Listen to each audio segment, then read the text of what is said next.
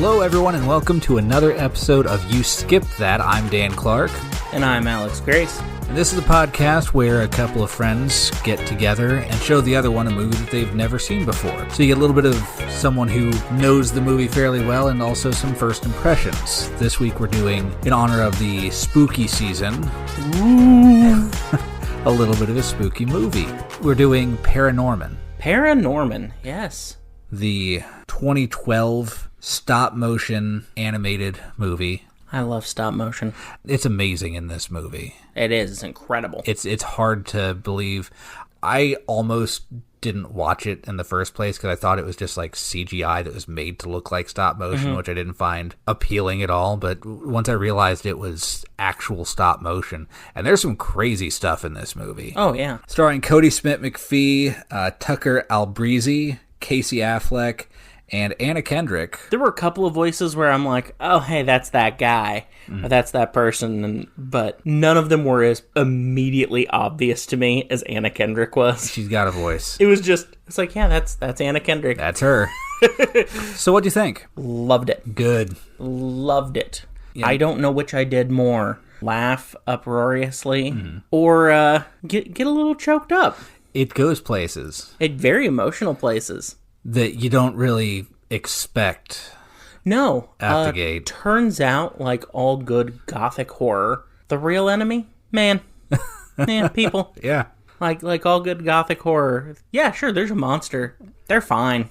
They're pretty chill. Yeah, it takes place in a town called Blythe Hollow, where they are just obsessed with the fact that a long, long time ago, like 300 years ago, they killed a witch. Yeah. That's it. There's businesses named after the witch. There's a statue in the courthouse square. And when they did that, I remember the first time watching it going, the bad guy's Puritans, isn't it? Yeah. And it is. But in a different way than you think. Yeah. I mean, yes and no. Norman is played by Kodi Smit-McPhee. He's a little boy, like 10, 11 years old. Yeah, I think he says he's 11. 11, yeah. Who can see dead people. A la Sixth Sense. Sixth Sense style, yeah.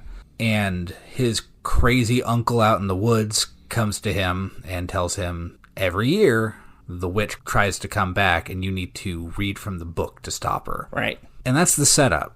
Yeah, that's it. There's some bumps along the way. He tries to stop it, he doesn't stop it, and then he decides he has to stop it. That's the plot. Yeah. It's not a super complex plot. Pilgrim zombie apocalypse. Yep. Which was some of the funniest parts to me, where it's these zombies who, in retrospect, aren't actually doing anything to anyone. They're just walking around and a mob forms. Yes. Out of nowhere. To be fair, one of the first people who saw them was a guy who immediately ran into a biker bar and went, hey, zombies. And they're like, yeah, let's kill them. I've been preparing my whole life for this moment.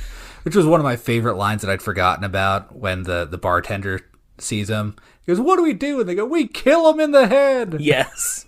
Wielding a shotgun. But he gets dragged into it by his uncle, who has died. That's not a spoiler. Uncle played by John Goodman, another voice immediately caught that voice. And he drags his friend Neil into it, who is just a delight. Just a delight. And then Neil's brother, and by extension, Norman's sister, who will follow Neil's brother to the ends of the earth. Yes. Immediately entranced by him. And then it's just kind of a race against time. Stuff's getting bad. Though really most of the property damage is from the town, mob. Yeah. The town people themselves. Yeah. Kind of comical in that way. But also, it goes to show you just how quickly people can look at something that scares them and go, guess it's murdering time. Yep. So what were your thoughts? My first thought was, holy cow, what a gorgeous movie. Every second of the movie, I found myself just like looking around constantly at every little detail. Yeah, the studio is Leica, and they are, as far as I'm concerned, the unrivaled kings and queens of stop motion. Yeah, I mean, it's hard to top Aardman, who, pretty much invented it. Invented in the common, like the capacity. Claymation style. Yeah, it was gone for a while, and now it's, But they're kind of the ones who, breathed new life into it and showed it could be more than those Christmas specials, know? With the herky-jerky motion and the Rankin Bass specials, Weird Alf and Little Drummer Boy. But yeah, I mean, gorgeous movie.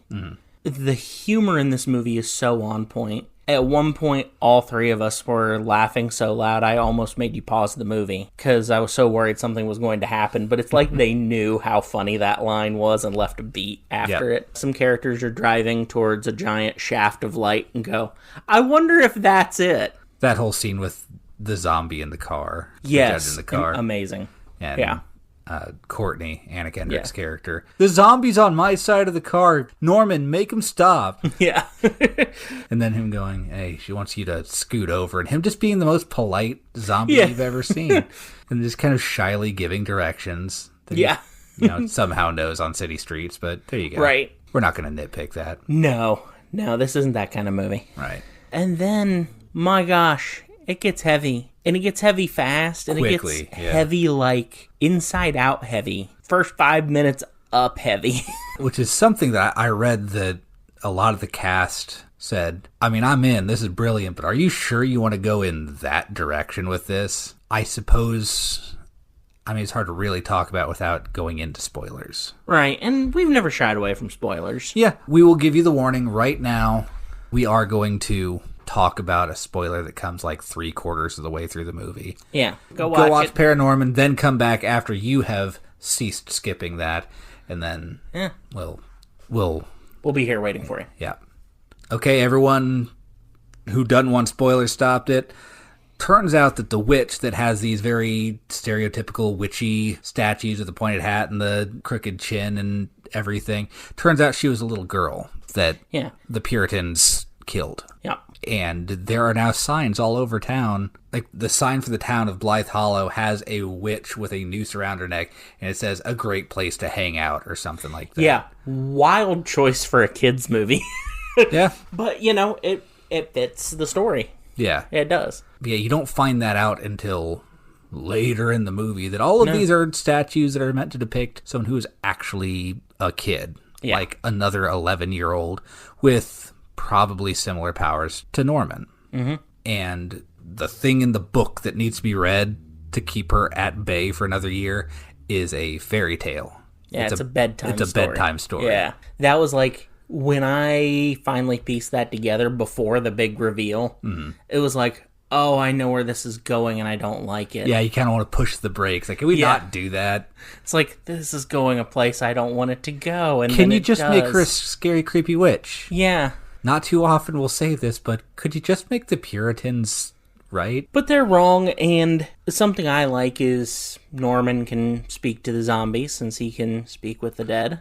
Just the one zombie, really. None of them... Yeah, none of the others talk, but he does talk to the one who fully goes, yeah, we messed up. We made a mistake. We were scared and thought we were doing the right thing. And it turns out we were wrong. Which is exactly what the rest of the town is doing this entire time. Mm-hmm. Did you catch that they actually, not spoil, but they call the end of the movie at the very beginning of the movie? No. He's talking to his grandma. Uh-huh. And they're watching the movie, and she's talking. His grandmother is dead. That's how we learned that he can talk to dead ghosts, people. Yeah. See them and talk to them, and his family is not about it at all. But she says, what's going on now in this zombie movie? Norman says he's eating her brain. Like, that'll ruin his appetite. You know what? If everyone would just stop and talk about their feelings for a second, all of this would end a lot more quickly. That's funny.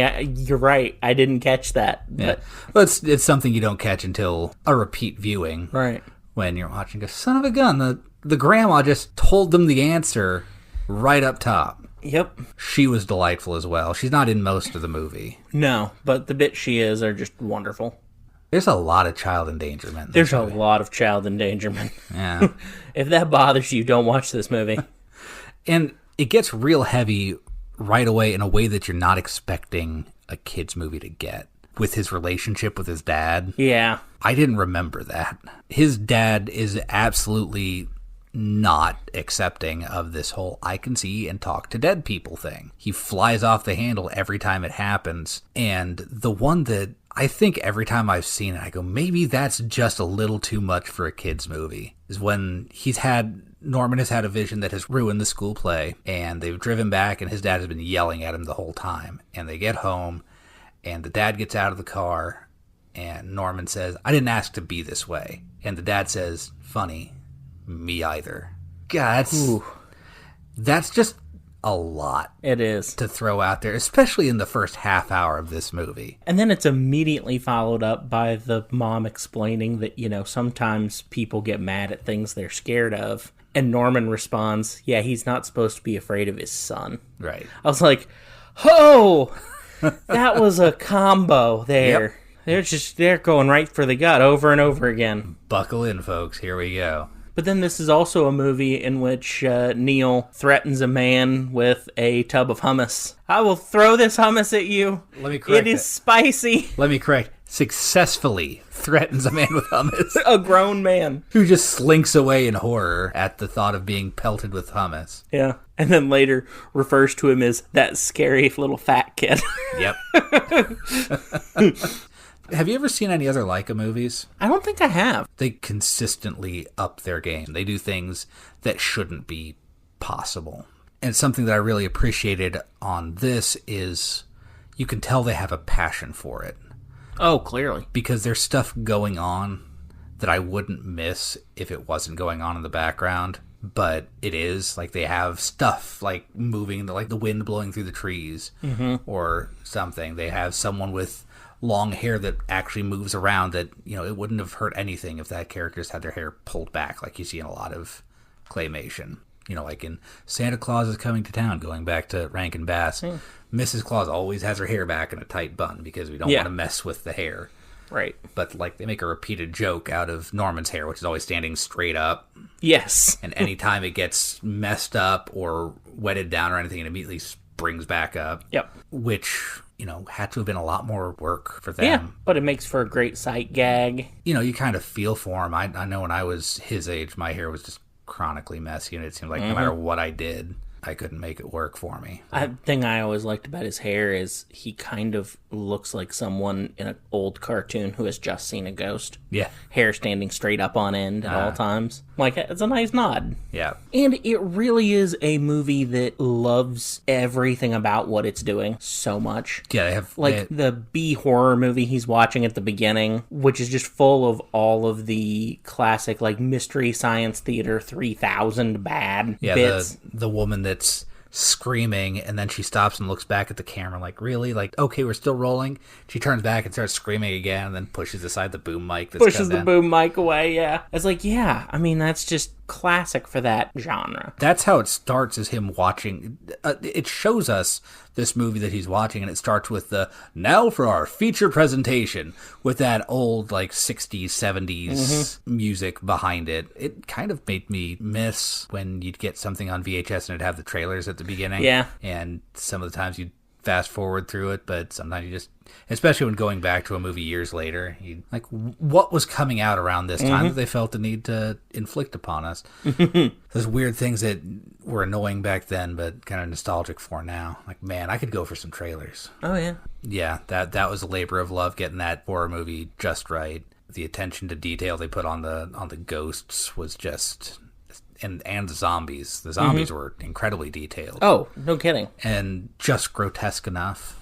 Yeah. They weren't scary looking, but they could have been. There was, like, the one that had his jawbone was revealed and, like, the skin of his jaw was, like, hanging down around his neck. Yeah, that could have been really scary, but... It ended up just being gross in a funny way. Yeah. It did a good job of walking that line. Yeah, and they do play the zombies for comedy an awful lot. Yes. Not at first. They have them show up in a monstrous way, clawing their way out of the ground. Yeah. Pretty intense sequence, but they pretty quickly go, okay, that's all the spooky that we need out of them.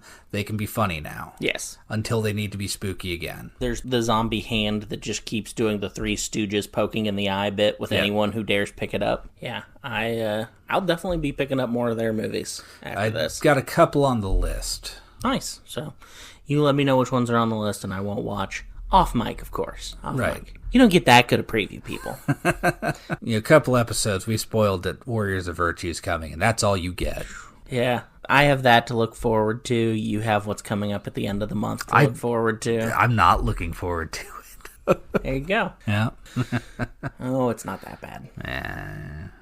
Yeah, it's a fairly simple plot. This is the first movie that they did was Coraline, which is based on a book. And for this one, they decided to go with an original story, which I think really paid off. And it's so unique and so original. It takes from a lot of things, but the end result is just 100% unique. Yeah. But I wanted to start you off easy this month because I think we've said it before. You don't do scary movies. Nope. Have you seen any other scary movies?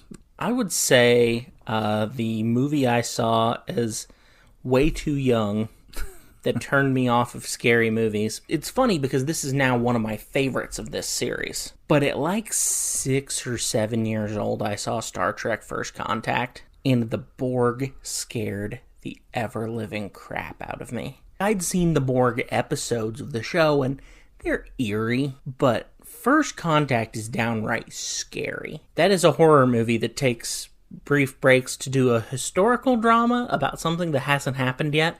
Yeah.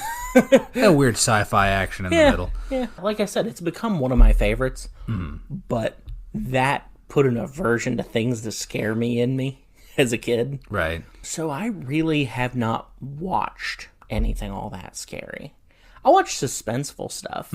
Like I think we've discussed, like, I have no problem with Alien. A terrifying movie. Can be.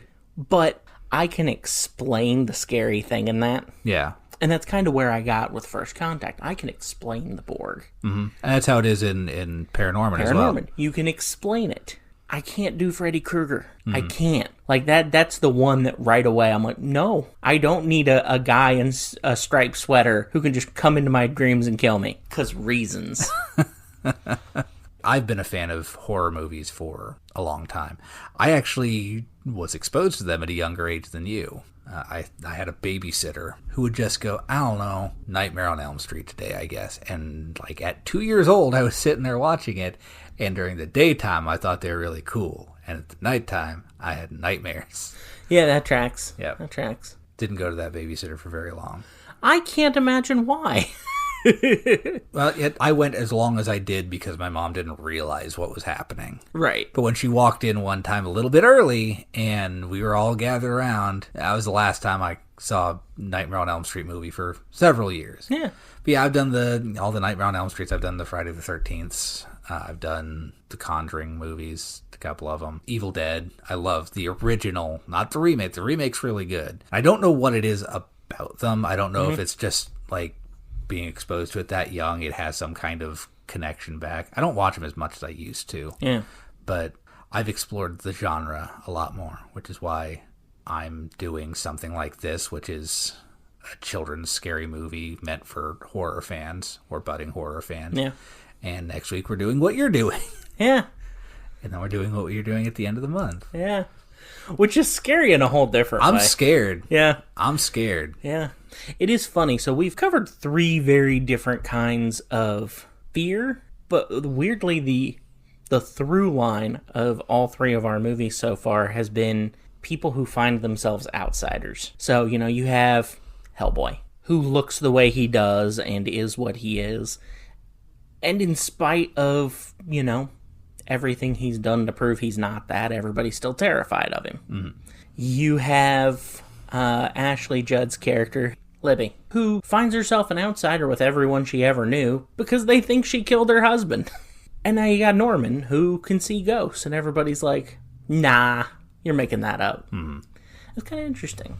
They do linger on the bullying a lot in this movie. They do. There's a lot of bullying in this movie. Yeah, that might have been something that kind of resonated with me in this. Yeah. Though I'm 38 now. Right. So we're so far removed from that now. Yeah. So at what point did you know that she was a little girl? Because you said you figured it out before they revealed it. I figured it out. My brain kind of started processing because he started reading and I'm like, this is a fairy tale. This is a bedtime story. My brain went, why would he need to read the witch a fairy tale? Why would he need to read the witch a bedtime story? That quickly? Was it that quickly? Like, it was the second time he tried reading from the book. I was like, oh, God, it's a kid. It's a kid. See, where my mind went, I don't remember at what point I clocked that it was a little girl. It might have been when they actually revealed it, I assumed that he had gone to the house and grabbed the wrong book. I went down that rabbit hole. I'm like, maybe he grabbed the wrong book. And then I'm like, no, he said it was the book that was in his hands. And that was very much the book that was in his hands. That's an extended sequence. Yeah, the tongue was not okay with that. Yeah, it was brief. Ugh. If you've seen it, you know. If you watch it, you'll learn. Yep. But, yeah, it's every time I sit down to watch this movie, and it's not a regular movie that I watch, but I do have that thought of, how do they get away with killing a kid in this movie and have it be okay? Mm-hmm.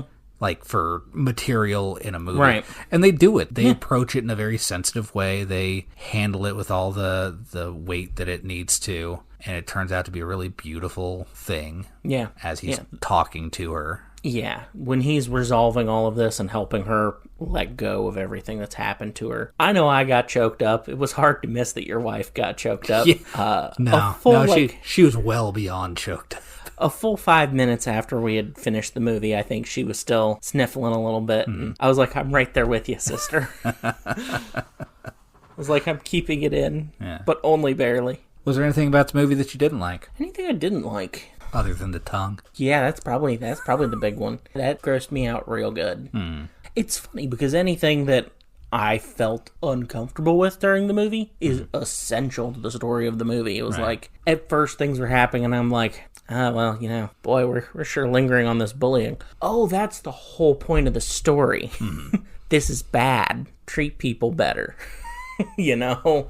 Yeah, you feel bad that this kid's getting bullied, and it turns out that the point of the movie is you should feel bad for kids that are getting bullied. Yeah. Bullying's bad. Absolutely. I made it so far into this. So far. Before we had to drop some in the absolutely jar. Tink. There you go. Amazing. Highly recommended. Yeah, I will absolutely watch this again. Tink. I don't even care. Take the money. Take the money. It goes to charity anyways. Yeah. Yeah, I feel like this movie just doesn't get enough love anymore. No. And Leica movies just consistently underperform. You don't. I barely remember Paranorman like coming out in theaters. Yeah. And I have to think about it for a minute. It does feel like one of those movies like, does no one else remember this? Yep. Because it was there and it was good and it was incredible and it meant something. But sure, let's talk about the other Minions movies. Yeah. Which, while fun, do not have the impact of this whatsoever. No. They are valid movies. Yeah. I haven't But this is heads above. Yeah. This would not have been the kind of thing I would have sought out on my own. Mm-hmm. Not out of any distaste or anything. Just spooky movie, Halloween. I might have thrown it on one Halloween just for giggles. I mean, I just in the last 3 years saw Hocus Pocus for the first time. Really? Yeah. Wow. Yeah, I saw that one pretty early. I saw that too early. Have I ever told you my Hocus Pocus story? No. I'll tell it for the listening audience, but the whole thing of Hocus Pocus is a virgin has to light the black flame candle. Yep. And so they make a big deal through it, like, only a virgin can do it. And wait a second, you're a virgin? No, I'm not a virgin. Well, I was like 8 and sheltered enough. I'd heard the word, but I saw that movie at a Halloween party thrown with just family friends. You know, the kids were down in the basement, the adults were upstairs. And I watched that, and the next day was Sunday, and my dad was helping me get ready for church. And out of nowhere, I go, Dad, what's a virgin? And he says, I think I mumbled something. I kind of blacked out for a bit. And I left the room and immediately saw your mother and said, you never leave me alone in a room with that kid again.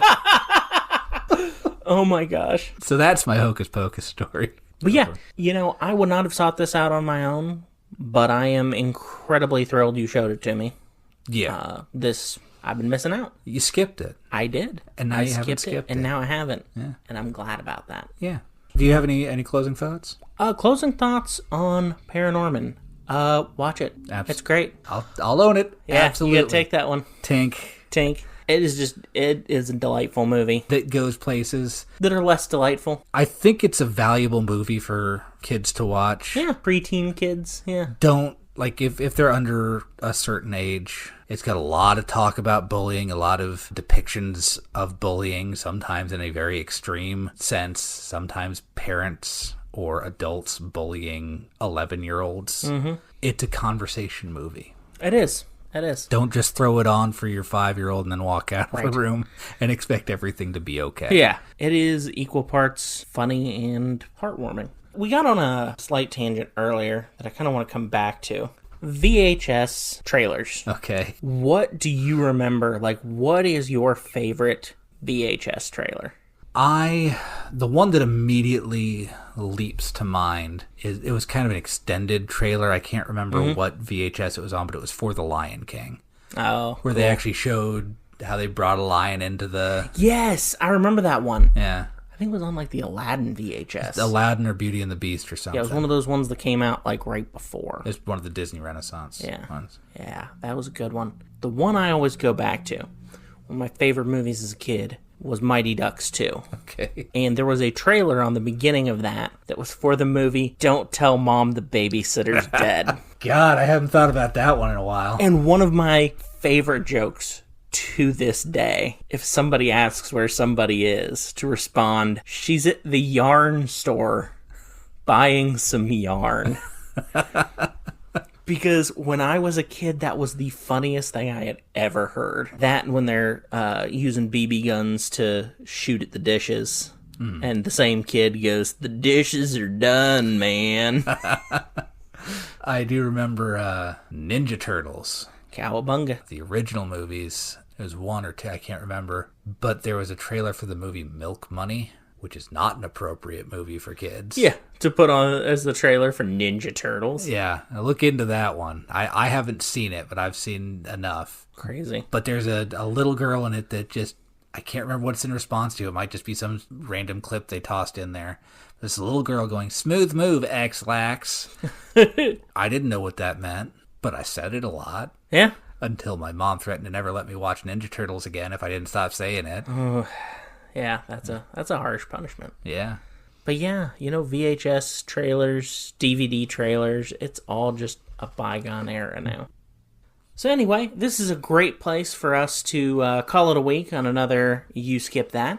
You want to talk about the socials? Going to talk about the socials, yeah. Talk about where you can find us on the internet. So you can find us on Facebook, the words You Skipped That. You can find us on TikTok, Instagram, and Threads, just at You Skipped That. All one word, no spaces, no capitalizations.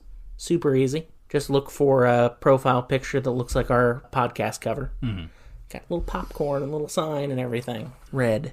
Pretty looking. Yeah. I love our artwork. I do too. That's really good. That's a weird thing to say, but yeah. Yeah, kudos to them. Yep. They did a good job. But those are the places you can find us. And please do. Yeah. I post like fun conversation topics about movies and stuff that people can get involved in. Post fun facts on our Instagram about every movie we share. I've learned some really interesting stuff about these movies.